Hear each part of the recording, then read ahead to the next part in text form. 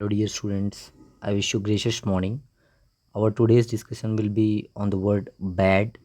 Means I'll teach you five idioms on this word related to this word. The more idioms will be given to you on upcoming days.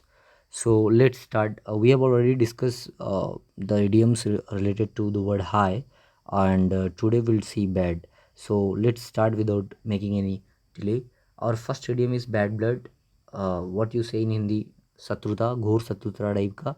So it's meaning is unfriendliness और enmity between two people और families. Here enmity, note it down.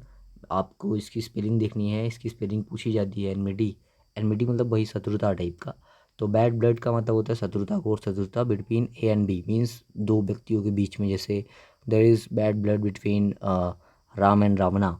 तो इस तरीके से आप इसका इस्तेमाल करोगे. Let's take an example. There is been bad blood between the two brothers ever since their father's death. He left more to one son than to the other. कहता है कि हमेशा से बैड ब्लड रहा, शत्रुता रही, घोर शत्रुता रही बिटवीन द टू ब्रदर्स, दो भाइयों के बीच में. Ever since their father's death, उनके पिताजी की मृत्यु से ही left more to one son than to the other, क्योंकि उन्होंने एक बेटे को ज़्यादा दिया था और दो, वो एक बेटे के लिए ज़्यादा छोड़ के गए थे दूसरे की अपेक्षा. और next idiom is bad language. और बैड लैंग्वेज का मतलब होता है वो, जैसे जो विटुपरेटिव लैंग्वेज होते हैं, जो अब्यूसिव लैंग्वेज होते हैं, गाली गलौज वाली, ऐसे शब्दों को आप बैड लैंग्वेज कहते हो. या कोई टैबू वर्ड. टैबू का मतलब होता है ऐसे शब्द या ऐसी भाषा जो समाज में बोलने, मतलब जो मर्यादा के खिलाफ हो, जो समाज में आप डायरेक्टली बोल नहीं सकते.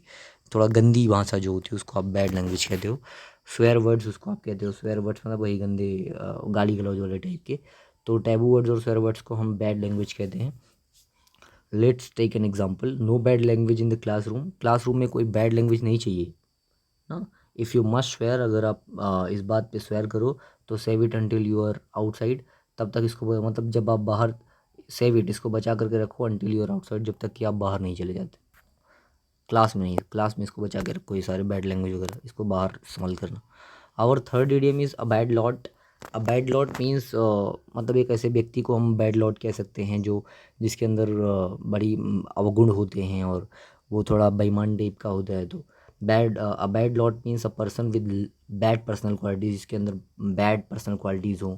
और समवन, कोई ऐसा हु इज़ डिसऑनेस्ट हो, बेईमान टाइप का हो, तो उसको हम बैड लॉट कहते हैं.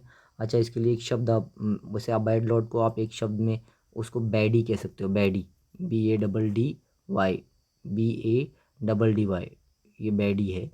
जैसे अच्छे लोगों को आप गुडी कहते हो, उसी तरीके से बुरे लोगों को आप बैडी कह सकते हो. So let's take an example. I am so glad, मुझे बड़ी प्रसन्नता है कि Jerry has stopped going about with Mike Parsons. मतलब जेरी जो था वो माइक पार्सन्स के इर्द गिर्द घूमना बंद कर दिया उसने, उनके. आई हर्ड, मैंने ऐसा सुना कि he had been in prison, वो जेल में था, फॉर स्टीलिंग, चुराने, मतलब चोरी के मामले में. इन माई ओपिनियन, मेरे विचार से, he is a bad lot, वो एक बेईमान व्यक्ति है. तो अ बैड लॉट आप इस्तेमाल कर सकते हो. अ बैड लॉट किसी ऐसे व्यक्ति के लिए हु इज़ डिसऑनेस्ट टाइप का.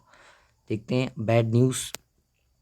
बैड न्यूज़ भी लगभग ऐसे ऐसे ही किसी व्यक्ति को कहते हैं. बैड न्यूज़ का मतलब होता है पर्सन ऑफन विद क्रिमिनल. ये मत समझना कि गंदे समाचार नहीं.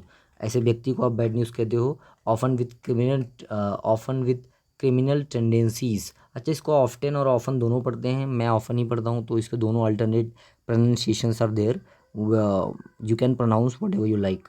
So I pronounce this often, but my advice to you is that if you pronounce it often, then keep pronouncing it often. If you pronounce it often, then keep pronouncing it often.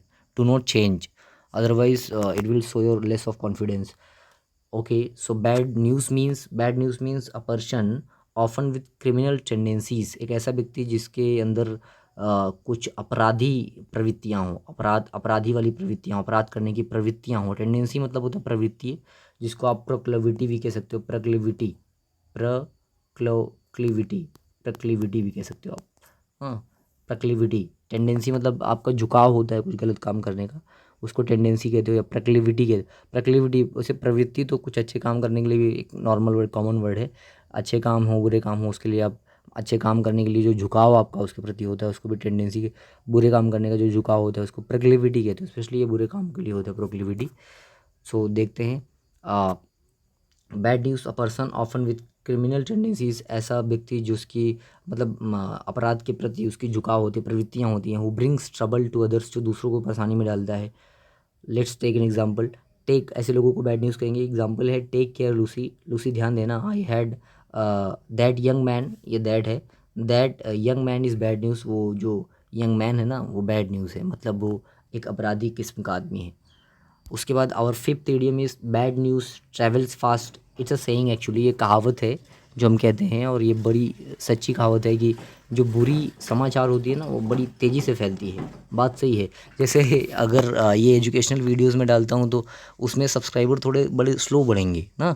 अगर मैं यही PUBG, free fire या कुछ ऐसे ही डालता, हाँ, मतलब bad, वो ज़्यादा जल्दी सब्सक्राइब होता। तो you can see that bad news travels fast, ये बात सही है। It's a saying. Bad news is spread more quickly than good news, ये बात सही है।